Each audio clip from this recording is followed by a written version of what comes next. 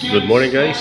Ayan, kumusta po kayo guys? Ang ating gagawin ngayon ay tayo po ay magluluto ng pakbit. Ating ulam guys. Ito po yung ating pampapalasa, dalawang pack ng bagoong. Ayan o. Tapos ito po yung ating mantika. Gigisahin po natin ng mantika po yan. Ito po yung ating kabuuan ng ating lutuin. 1 kilo po yan guys. Halong-halo. May talong, may ampalaya, yung talong po. So, naugasan na po yan guys.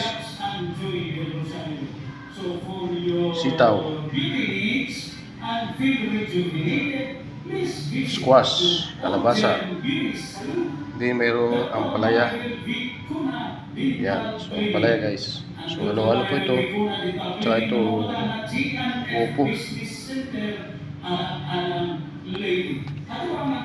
Ayan, so ang ating gagawin yan, gigisa po natin yan guys.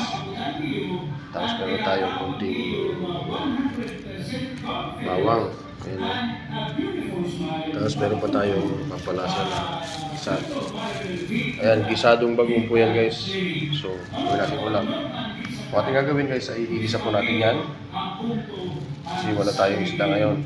So, yan po muna ang ating luto ngayon. So, tawid po kayo guys at atin na pong lutuin po yan. Yan. So, yan na po guys ang ating lutuin. So, dito po tayo ngayon sa labas ng ating opisina kasi pag sa loob po tayo medyo may amoy. So, kasi may bagong po tayo. So, yan po guys, nakanda na po natin ang ating ingredients. So, hindi na po tayo guys maglalagay ng asin kasi ito, sapat na ito, maalat na po ito.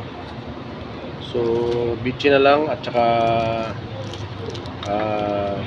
bawang. Ayan ang ating. So, nagpapahit po tayo ng ating kawali, ay ng ating kaldero pala, sorry. So, pinapahit po natin guys, ay tabay po kayo. Ayan. Masarap po yan guys, simpleng ulam lang, simpleng ulam. Sa mga hindi pa marunong magluto po dyan, tutok lang po kayo para matuto kayo kahit papano. Yan. Masarap kasi yung sariling luto. Diba mga guys? So matabay po kayo mga guys. Yan, so habang hindi pa po natin napapahit ang ating kaldero, papakita ko po muna ang ating kapaligiran ngayon dito sa Sagkan Astrodome. Yan, maaraw po ngayon. Maayos ang panahon at maluwag ang daloy trapiko. Ayan o. So nagbabadya po ito siguro mamaya ng pag-ulan sapagkat mayroon pong mga ulap sa kalangitan na medyo maitim. So ayan, ang paligid po ay medyo makulimlim. Samantalang maganda naman ang sikat ng araw. Ayan, so antawin po tayo guys. Tuloy na po natin ang ating pagluluto. So yan guys, mainit po ang ating kaldero, kaya lagyan natin ng kapirasong mantika.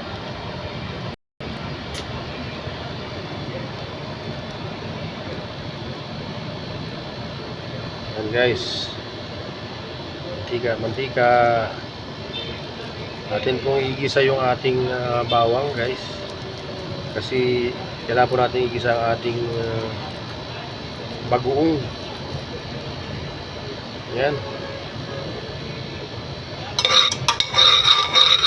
Igisa po natin ang ating alamang. Kaya kailangan natin painitin ang ating mantika muna. Yan guys, so mainit na po yung mantika. So atin na pong lagay ang ating bawang.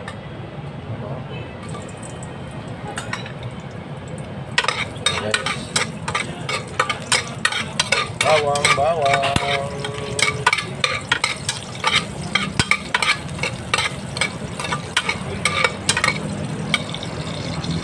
Natin ang balat bawang.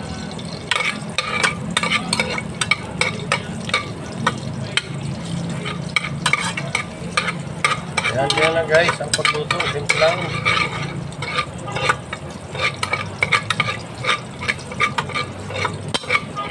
Sunod nating ilalagay guys yung ating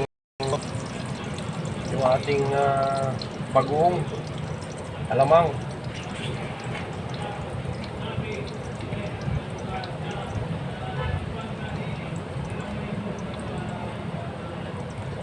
ating alamang kasi kailangan po yung igisa dahil para maluto siya. Yan guys, lagyan natin. Hipon, alamang guys.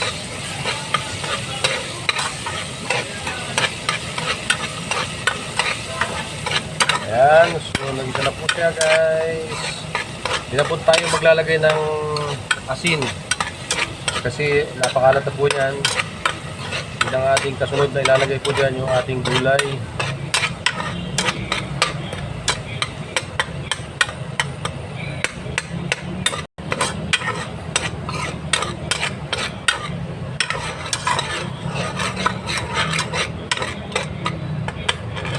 So yan, sunod na natin ang ating gulay guys.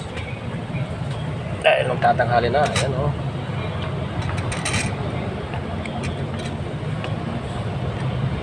Yan, ganyan lang guys kasimple yung pagluto. Hindi na kailangang dumaan pa sa maraming proseso. Halu-haluin lang yan. Umiikos lang yan guys. Yan. So halu-haluin lang nice ng mabuti. Yan. Yan, mix lang. Tapos mamaya-maya konti, lagyan natin ng konting tubig para maluto po siya. Yan, yan na po yan. Simple lang. Wala kasing galunggong, biglang nagmahal. Yung tamban guys, masarap sana yung tamban, yung pinaksiw. Kaya nga lang, biglang nagmahal. Biglang naging 80 ang kilo, kaya hindi tayo nakabili. So yan guys, sabawan lang natin ng konting tubig.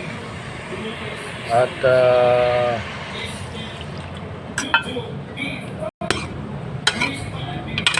ayan, pwede na po yan. Kuluan natin. Ayan, so tabay po tayo guys. Ayan guys, ipin na po natin.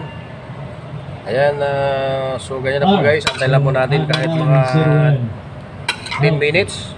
Ayan, pagka kumulo na po yan, maluluto na po yan. So, pwede na pong ihain sa pagkainan. So, sa ano pa lang, sa amoy pa lang. Masarap na guys.